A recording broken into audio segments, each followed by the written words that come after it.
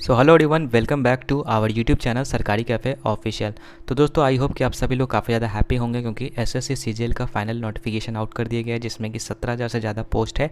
तो देखिए आप लोग चाहें तो मतलब फॉर्म फिल कर सकते हैं अभी से ही। काफ़ी सारे फॉर्म फिल करने स्टार्ट भी कर चुके हैं कैंडिडेट्स, और उनका एक डाउट आ रहा है यहाँ पर जब एजुकेशनल डिटेल्स वो देने जा रहे हैं। ठीक है, तो यहाँ पर देखिए पॉइंट नंबर 19, 20 और यहाँ पर देखिए ये जो आपका डिटेल्स है यहाँ पर क्वालिफाइंग एजुकेशन क्वालिफिकेशन डिटेल में यहाँ पर कुछ कुछ चीज़ें आपकी मांगी जा रही है जिससे कि काफ़ी ज़्यादा कैंडिडेट्स कंफ्यूज हो रहे हैं। ठीक है, चूँकि आपको पता होगा कि आपका इस बार एसएससी में अपीयरिंग कैंडिडेट्स भी अप्लाई कर सकते हैं। तो अपीयरिंग कैंडिडेट्स वाला क्या सिलेक्ट करेंगे यहाँ पर वो ऑप्शन वो मैं आपको बताने वाला हूँ। देखिए सबसे पहले चीज़ तो कि यहाँ पर 19th नंबर आपका जो ऑप्शन है हाईएस्ट एजुकेशन क्वालिफिकेशन, इसमें आपको ग्रेजुएशन, अगर आपका जो भी हाईएस्ट एजुकेशन क्वालिफिकेशन जैसे ग्रेजुएशन होगा तो ग्रेजुएशन ही आपको देना है। अगर आप पीजी किए हुए यानी पोस्ट ग्रेजुएशन किया है तो पोस्ट ग्रेजुएशन भी दे सकते हैं, पीएचडी भी दे सकते हैं। ठीक है, वो आप पे डिपेंड करता है कौन सा आपका हाईएस्ट एजुकेशन क्वालिफिकेशन है। उसके बाद देखिए 20 नंबर में पूछा जाएगा कि details of qualifying education qualification. यहाँ पे देखिए दोस्तों आपका 3 ऑप्शन है, या फिर मतलब यहाँ पर बोलेगा कि आप सिंपल ग्रेजुएशन किए हुए हैं या फिर क्या ग्रेजुएशन के समकक्ष में यानी कि इक्विवेलेंट कोई डिग्री है आपके पास, तो आप ये वाला ऑप्शन सेलेक्ट कीजिएगा। अगर आपका डीम्ड ग्रेजुएशन सर्टिफिकेट है, ठीक है, आर्म फोर्सेस के जो है जारी किया जाता है, मतलब कि एनडीए वगैरह में जो आप सिलेक्शन होते हैं तो वो लोग ग्रेजुएशन कंप्लीट करवाते हैं। तो ऐसे में दोस्तों अगर आपका वो वाला डिग्री है तो ये आप ऑप्शन सेलेक्ट कीजिएगा। मेरे केस में मतलब मुझे लगता है कि अधिकतर बच्चों के पास सिंपल ग्रेजुएशन की डिग्री होती है तो उस केस में आप इसको सिलेक्ट कीजिएगा। ठीक है, मेन दिक्कत यहाँ पे आती है कैंडिडेट्स की इक्विवेलेंट स्टेटस में वो अपीयरिंग तो सिलेक्ट कर लेते हैं। ठीक है, जो पास होंगे वो पास वाले सिलेक्ट करेंगे, जो अपीयरिंग हो गया अपीयरिंग वाले, यानी कि जो लास्ट ईयर में है उनका एग्जाम हो चुका है, ठीक है, वो लोग अपीयरिंग सेलेक्ट करेंगे। तो उसमें देखिए दोस्तों पासिंग ईयर आपका पूछा जाता है, तो पासिंग ईयर आपका एक ही ऑप्शन रहता है 2024 ही, तो 2024 आपको सिलेक्ट कर लेना है। उसके बाद यहाँ से आपको पूछा जाएगा कि किस स्टेट में आपका यूनिवर्सिटी है, तो बिहार आपका होगा, मतलब जो भी आपका स्टेट होगा उसको भी यहाँ से सिंपल से सिलेक्ट कर लीजिएगा। उसके बाद आपका यहाँ पर यूनिवर्सिटी नेम पूछा जाएगा, तो यूनिवर्सिटी नेम आपको यहाँ से सिलेक्ट कर लेना है। एंड देखिए दोस्तों नेक्स्ट चीज़ आपका आता है इंपॉर्टेंट, रोल नंबर में क्या फिल करें। रोल नंबर में आपको देखिए क्या फिल करना है, तो देखिए यहाँ पर दोस्तों वीडियो में आगे बढ़ने से पहले हम लोग बात करने वाले हैं एसएससी सीजीएल 2024 टियर 1 परीक्षा के लिए बेस्ट बुक के बारे में, जो कि चक्षु प्रकाशन के द्वारा जारी किया जाता है।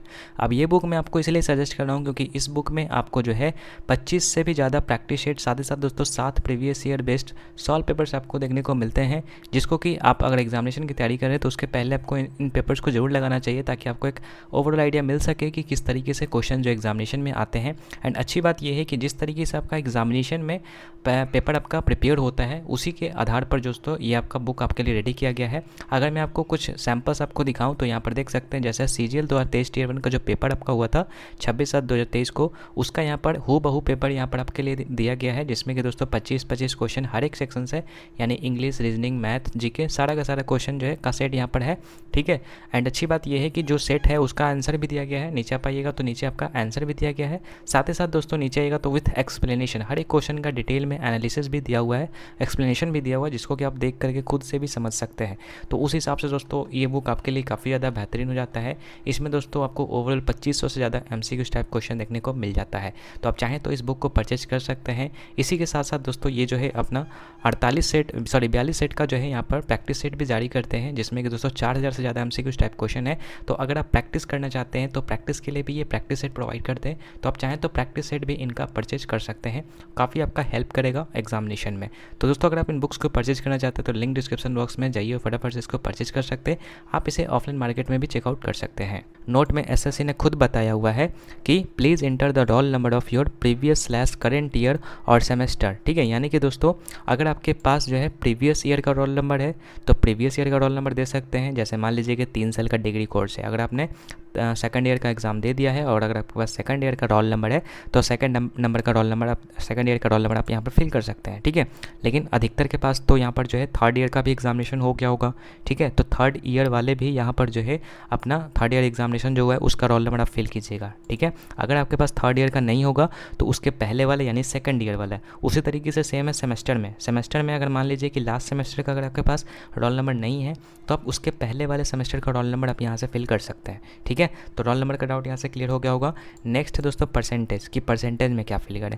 तो परसेंटेज में भी सेम चीज़, अगर आपका फाइनल रिजल्ट आ चुका है तो फाइनल रिजल्ट में जो आपका परसेंटेज है वो आप दीजिए। ठीक है, अगर आपके पास फाइनल रिजल्ट नहीं आया हुआ है, अगर आपने एग्ज़ाम दिया हुआ है और आप वेट कर रहे हैं, तो ऐसे में आपको क्या करना है, तो उसमें आपको प्रीवियस जो एग्जामिनेशन आपका हुआ है यानी प्रीवियस ईयर यानी सेकंड ईयर, अगर 3 साल का डिग्री कोर्स है तो सेकंड ईयर में जो आपने एग्ज़ाम दिया था उसका तो रिजल्ट आया होगा, तो उसका परसेंटेज आपको यहाँ पर फिल करना है। सेम सेमेस्टर में भी, सेमेस्टर अगर आपका लास्ट सेमेस्टर का नहीं आया है तो उसके पहले वाला जो सेमेस्टर होगा उसका परसेंटेज आपको यहाँ से फिल करना होगा, ठीक है। सेम तरीके से CGPA भी है, मतलब अगर आप CGPA वाला जो आपका कॉलेज है तो CGPA देना होगा, अगर परसेंटेज है तो परसेंटेज देना होगा, ठीक है। तो इस तरीके से आपको जो सारे डाउट क्लियर हो गया होगा इसमें कि आपका अपीयरिंग वाले क्या फिल करेंगे और पास वाले क्या फिल करेंगे, ठीक है। तो ये काफ़ी सारे कैंडिडेट्स को डाउट था, तो मैंने सोचा कि इस पर एक छोटा सा वीडियो बना करके आप सभी को डाउट क्लियर किया जाए, ठीक है। फिर भी अगर आपको कोई दिक्कत आती है तो आप कमेंट सेक्शन में आप मुझसे पूछ सकते हैं। इस वीडियो को यहीं पर रखते हैं फ्रेंड्स, मिलते हैं आपसे किसी और नए वीडियो में, तब तक के लिए गुड बाय।